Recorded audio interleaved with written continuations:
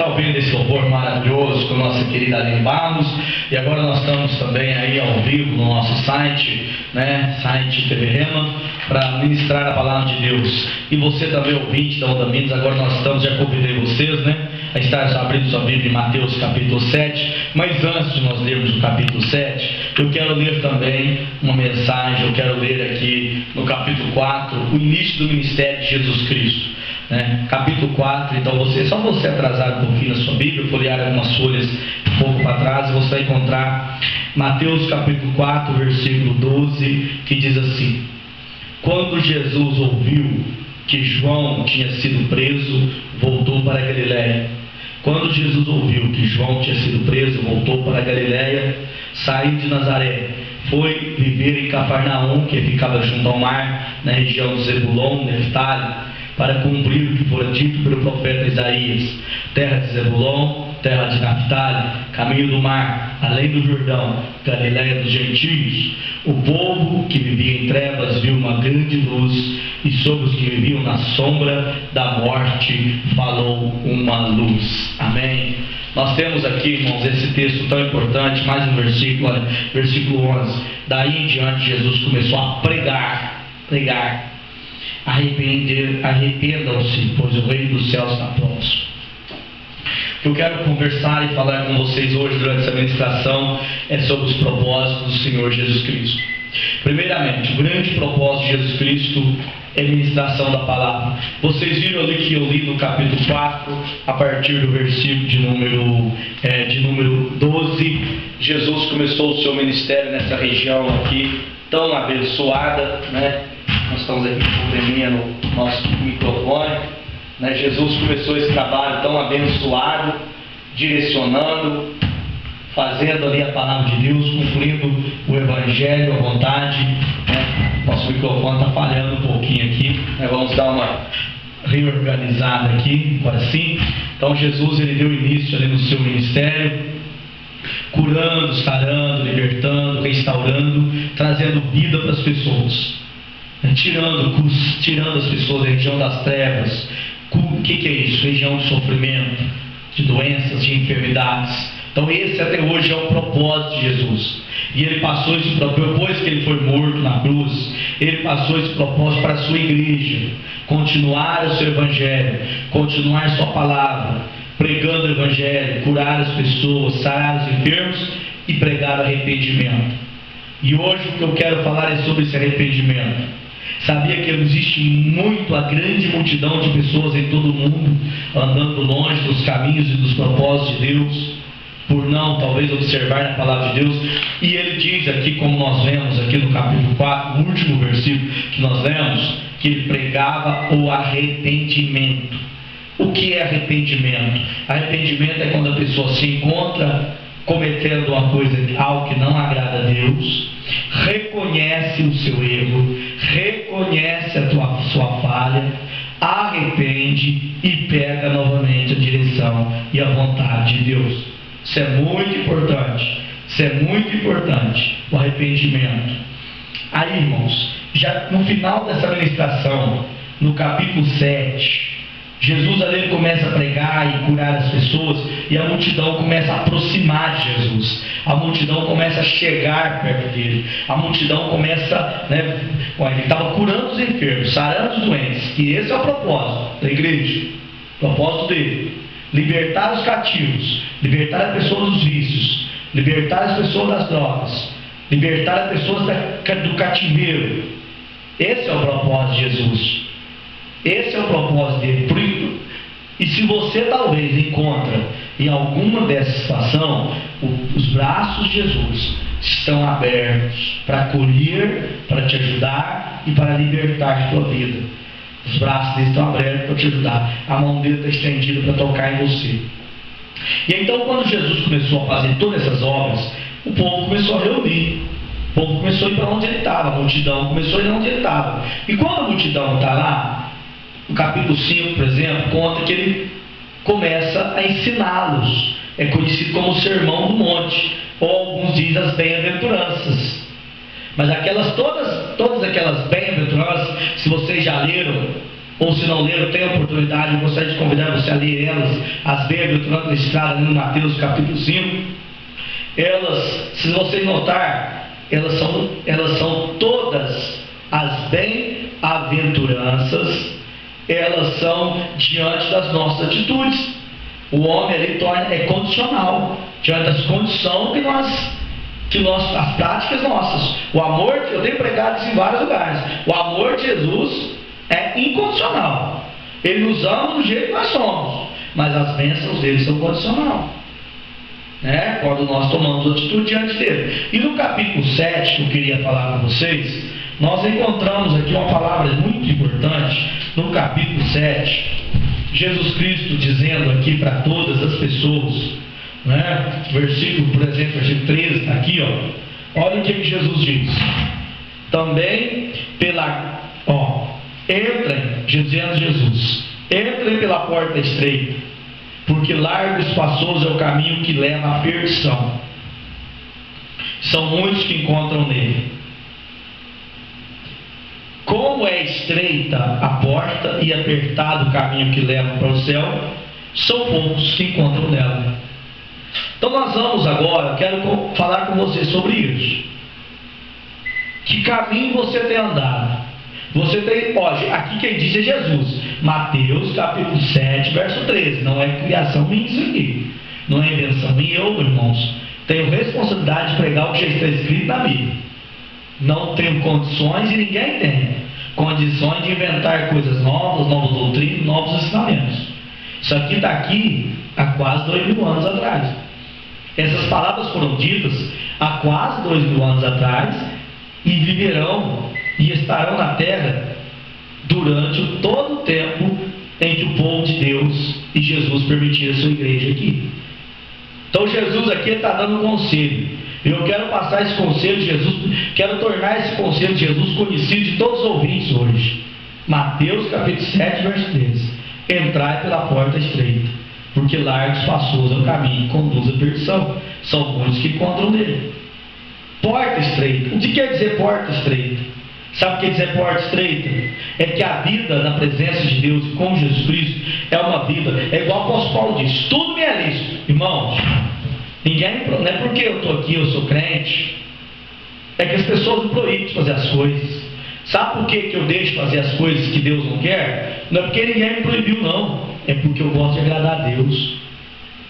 Também as pessoas que vão na igreja e que obedecem à palavra de Deus, elas deixam de praticar o que é errado. Não é para agradar o pastor da igreja, não é para agradar a igreja, não é para agradar a homens, não. É para agradar a Deus.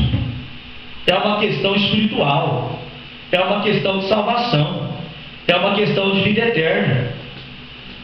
A pessoa que entra pela porta estreita, ela fez essa escolha. Não foi os outros que escolheram para ela. Ela tomou essa atitude. Ela desejou entrar pela porta estreita. Você que está ouvindo-me hoje, qual porta você entrou? Qual caminho você está andando? Caminho largo? Por que caminho largo?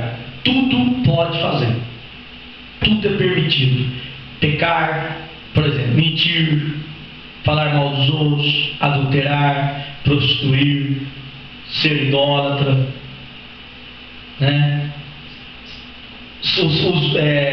Usar vícios, bebidas, coisas que destroem. Por que o caminho largo é um caminho de destruição? Pecados trazem destruição, pessoal. A Bíblia diz em Romanos capítulo 6, verso 33, o salário do pecado é a morte, mas o dom gratuito de Deus é a vida eterna em Cristo Jesus. O salário do pecado é a morte, mas o dom gratuito de Deus é a vida eterna em Cristo Jesus. Pecado, caminho largo, morte. Não está escrito aqui, entrai pela porta estreita, porque largo e espaçoso é o caminho da perdição. Perdição é morte. Perdição é destruição. Perdição é você perder a sua vida. A pessoa muitas vezes quer usufruir muito da vida, tanto, ela acaba perdendo a sua vida. Ela acaba se autodestruindo. Quantas pessoas hoje que encontram impossibilidade de muitas coisas, porque se autodestruíram, foram além do que se podia ir. E hoje eu quero dizer isso para você. Qual caminho você tem andado? Qual porta você tem caminhado? Jesus Cristo é a porta estreita. Por quê? Claro, como que eu vou poder andar com Jesus se eu ando mentindo? Se eu sou uma pessoa que rouba, violento, malvado? Não sou Jesus. Jesus te ama, você que sofre, que tem problema, que tem vício, que talvez é violento, mente, adultera. Jesus ama você, mas Ele quer, para salvar você, Ele quer mudar a tua vida, por isso Ele morreu na cruz. Se você hoje desejar entrar pela porta estreita, que é Jesus Cristo, arrependa desses atos, porque isso está destruindo não só a tua vida, está destruindo a tua família. Todas as áreas da sua vida estão sendo destruídas. O pecado tem consumido, você não tem observado isso? E Jesus quer tirar você dessa cilada de destruição. Você não está vendo que o vício está acabando com você? Você não está vendo que esses atos pecaminosos, prostituição, adultério, essas coisas têm destruído sua vida? Jesus ama você. Caminho largo, eu tenho dito isso. As pessoas hoje, a gente hoje é restrito. Eu falo sempre com meus filhos, eles estudam, e quantas vezes nas próprias escolas as direções, sem sabedoria de Deus, tomam atitudes erradas, tomam atitudes de... Minha filha mesmo, sexta-feira, estava lá no ginásio, ela veio embora, né? Tinha lá uns jogos, ela falou que até tentar observar, e não é coisa que eu proíbo não, eu até conversei com ela, falei: minha filha, você sabe que você tem direito, porque é a escolha dela, ela está lá. Se ela fizer coisas que não agradam a Deus, eu nem vou estar vendo talvez, mas é a escolha dela. Tem 12 anos, já sabe o que é certo e o que é errado. Ah, pai, eu vim embora porque começou os jogos lá, eu até ia assistir, como o senhor falou, estava por perto, mas aí começaram a pôr as músicas profanas lá, e eu não gosto de ouvir isso. Eu falei: não, muito bem, minha filha. Aí ela falou assim: vou conversar com a diretora hoje para mim. Eu falei: não, minha filha, não precisa conversar não, você fez a coisa certa. Agora, se eles te obrigarem a ficar, você fala comigo, que aí eu converso.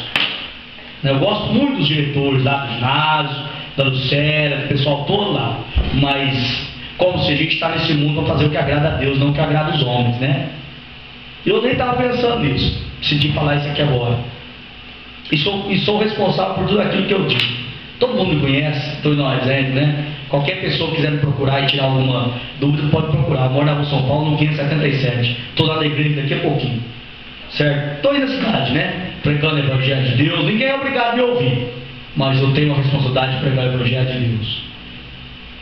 Inclusive ela ainda contou: pai, mas senhor, ela não contou não. Aí hoje a minha esposa conversando lá, com alguns meninos, a gente tem muito adolescente, aí as pessoas só missionários, lá tinha uma irmã fazendo isso, a outra, gente da igreja, sabe? Eu já peguei o telefone e liguei para essas pessoas na hora, os pais deles, os responsáveis, tenho uma reunião com eles daqui a pouco, porque a gente não permite essas coisas, a gente não gosta, a pessoa não é obrigada a andar com Deus, mas o dia que ela escolhe andar com Deus, a vida dela precisa ser diferente. Então o que eu estou dizendo para vocês, eu tenho determinadas festas que eu não vou, respeito as pessoas, né? Tenho uma amizade com elas, mas eu não vou. Eu vou numa festa onde as pessoas começam a se embriagar e depois elas começam a tomar atitudes loucas, sem noção. Não vou, prefiro não estar. Eu gosto muito dessa cidade, porque é uma cidade muito... Estava conversando com o pessoal lá de Conceição da Aparecida, lá em Alfenas essa semana. O pessoal disse: nossa, Nova Resende está uma bênção. Olha pra você ver. O pessoal de outra cidade, sabe, Marcelo? Nova Resende está bom, está crescendo, graças a Deus. Está mesmo. E eu vejo que Nova Resende tem crescido, certo? E eu amo essa cidade. Eu amo. E eu quero ver a mudança no povo dessa cidade. Eu quero ver Deus entrando nos lares, nas famílias, nas casas, mudando a vida das pessoas. Mas sabe quando Deus vai mudar a tua vida e a tua família? o dia que você entrar pela porta estreita. Quando você vier na porta larga, a história vai continuar assim. O problema vai continuar aí, a destruição vai continuar aí. Enquanto você estiver em dois caminhos, achando que você seguindo uma religião está bom também, você não vai estar salvo ainda não. Mas o dia que você falar, não, Jesus Cristo é o meu Senhor, é o meu Salvador, aí as coisas vão começar a mudar. A tua história vai começar a mudar. Então entra pela porta estreita, meu irmão. Eu sim, na igreja a gente tem um zelo, sim. A gente não gosta das coisas, acontece muita coisa. Eu falar assim, a igreja é melhor, não. A gente prega cura, sexta-feira é o culto de milagre. Quem estava lá viu isso. Pregamos cura e libertação. A gente ministra a palavra de Deus. Durante a semana também a gente ministra a palavra de Deus. A gente hoje estava lá na Bituruna, o pessoal muito amigo. Estive lá ontem ministrando, lá numa cerimônia de casamento, lá do Osé e da Larissa. Mas que povo abençoado ali.